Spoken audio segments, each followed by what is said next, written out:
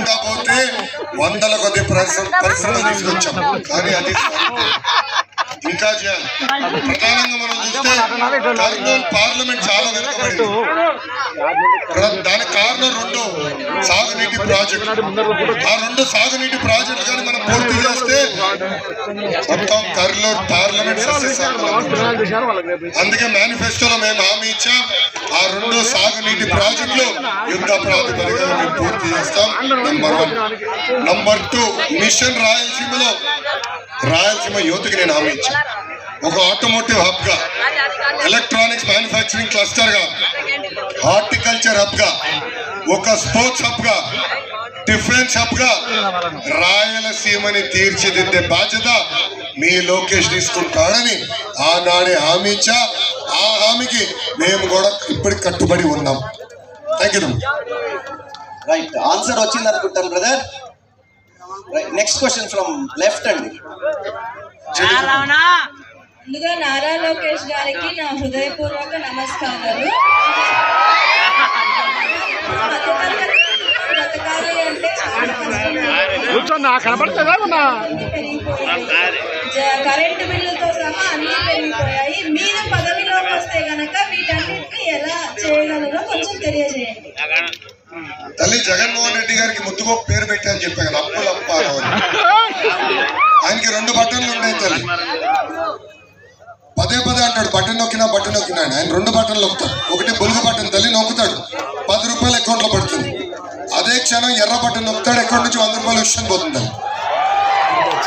Current ఛార్జీలు 9 సార్లు పెంచారు, ఆర్టీసీ ఛార్జీలు 3 సార్లు పెంచారు, పెట్రోల్ డీజిల్ గ్యాస్ పైన అదనపు పన్ను వేస్తున్నారు, ఇంటి పన్ను పెంచారు, చెత్త పన్ను పెంచారు, చివరికి క్వార్టర్ బాటిల్ ధరలు కూడా పెంచారు. ఇవన్నీ ఎందుకు పెంచారంటే ఆ అప్పులు కట్టాలి. ఒక ముఖ్యమంత్రి పైన ఉన్న బాధ్యత కేవలం బట్టనొక్కం కాదు, అభివృద్ధి చేయాలా, ఉద్యోగాలు కల్పించాలా, మన జీవితాల్లో మార్పు తీసుకురావాలి. మీరు ఒక్కసారి ఆలోచించండి, మా ఈ ప్రభుత్వ అధికారంలోకి వచ్చిన 5 సంవత్సరాలు ఒక్క కంపెనీని తీసుకొచ్చారా? ఒక్కరికైనా ఉద్యోగం కల్పించారా? లేదు. ఈ పన్నుల భారం తగ్గించాలి. అందుకే చంద్రబాబు నాయుడు గారు చాలా స్పష్టంగా చెప్పారు, చెత్త పన్ను మేము తీసేస్తాము, ఇంటి పన్ను తగ్గించే బాధ్యత మేము తీసుకుంటాం. ఒక పద్ధతి ప్రకారం పెట్రోల్ డీజిల్ గ్యాస్ పైన వేస్తున్న అదనపు పన్ను కూడా తగ్గించే బాధ్యత మేము తీసుకుంటాం. రాబోయే 5 సంవత్సరాల్లో ఒక్క పైసా కూడా కరెంటు ఛార్జీలు పెంచకుండా చేసే బాధ్యత కూడా మాది అని ఈ సభాముఖంగా చెప్తున్నాం. ఇంకా మధ్యతరగతి కుటుంబాలకు వచ్చగల ఎక్కువ శాతం మంది ఉద్యోగాలపైన ఆధారపడి ఉంటాడు.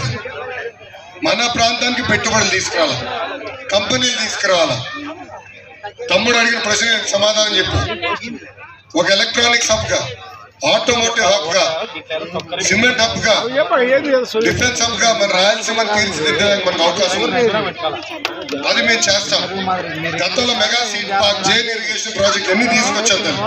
ఈ ముఖ్యమంత్రి చేతకంతనం వల్ల ఎన్ని అవి ఎన్నొస్తే మనకు ఆదాయం కూడా పెరుగుతుంది. కేవలం సంక్షేమం ఇస్తాం కాదు, పేదరికం నుంచి పేద కుటుంబాలని బయటికి తీసుకురావాలంటే వాళ్ళకి ఉద్యోగాలు, ఉపాధి కల్పించాల్సిన బాధ్యత ప్రభుత్వం పైన ఉంటుంది. ఆ బాధ్యత తెలుగుదేశం జనసేన ప్రభుత్వం తప్పనిసరిగా చేస్తుంది. Answer sir. గ్రీవెన్స్ చూద్దాం సార్, కొన్ని స్టూడెంట్స్ దగ్గర నుంచి.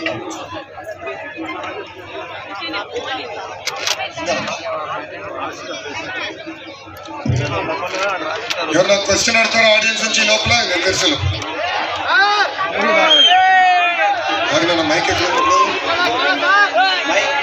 ఎక్కడ ఉంది? గోడ తమ్ముడు చెప్పమ్మా. మీరు ఒకటి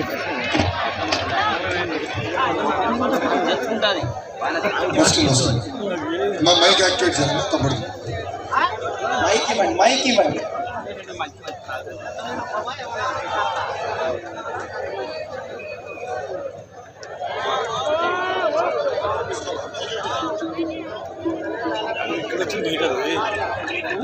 మైక్ ఆన్ చేయాలి, చెక్ చేయాలి, ఇంట్లో ఉన్నాడు.